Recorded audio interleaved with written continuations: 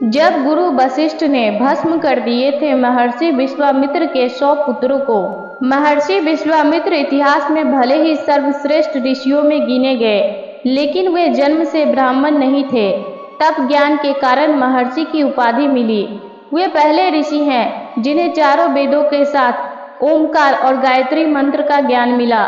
लेकिन नंदिनी गाय के लिए महर्षि विश्वामित्र भयंकर युद्ध करने को मजबूर हुए और गुरु वशिष्ठ से पराजय के बाद ब्राह्मण योगी बनने को कठोर तप किया। फलस्वरूप उन्हें महर्षि की उपाधि मिली और ऋषि के रूप से ख्याति पाई। क्षत्रिय कुल में जन्मे महर्षि विश्वामित्र का असली नाम राजा कौशिक था।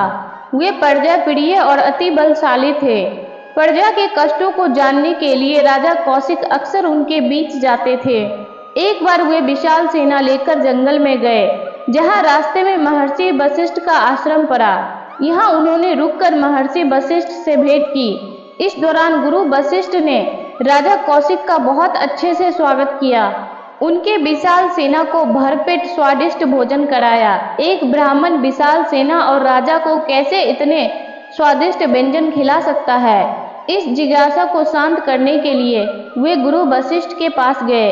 गुरु वशिष्ठ ने बताया कि हे राजन, मेरे पास नंदिनी गाय है। यह स्वर्ग की कामधेनु गाय की संतान है, जिसे मुझे खुद इंद्रदेव ने भेंट की।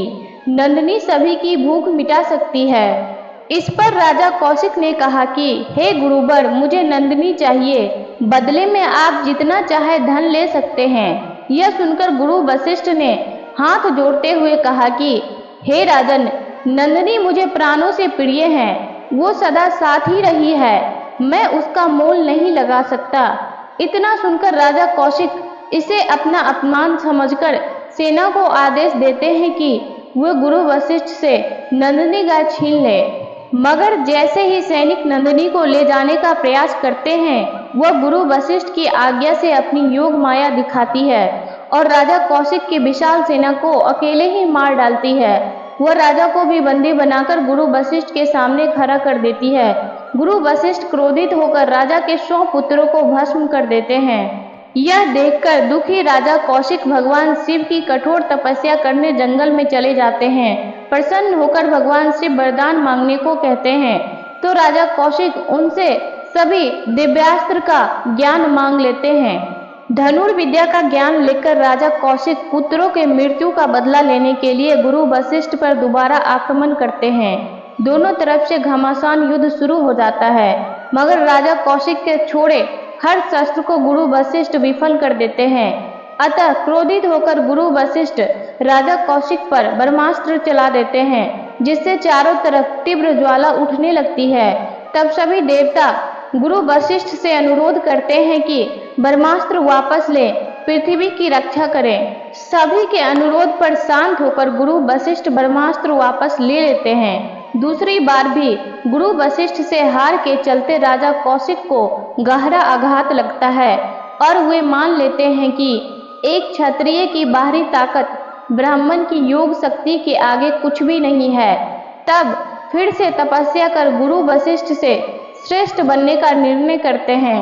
दक्षिण दिशा में अन्न त्याग कर जीवन बिताते हुए कठोर तप से उन्हें राजश्री पद मिलता है। फिर भी वो संतुष्ट नहीं होते।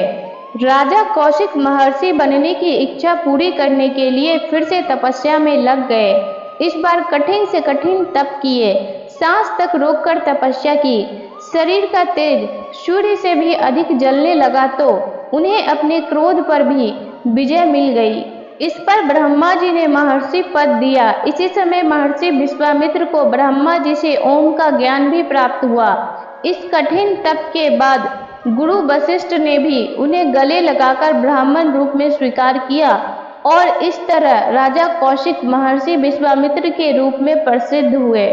वीडियो अच्छी लगी हो तो लाइक, शेयर और ऐसे ही वीडियो को देखने के लिए हमारे चैनल को सब्सक्राइब जरूर करें।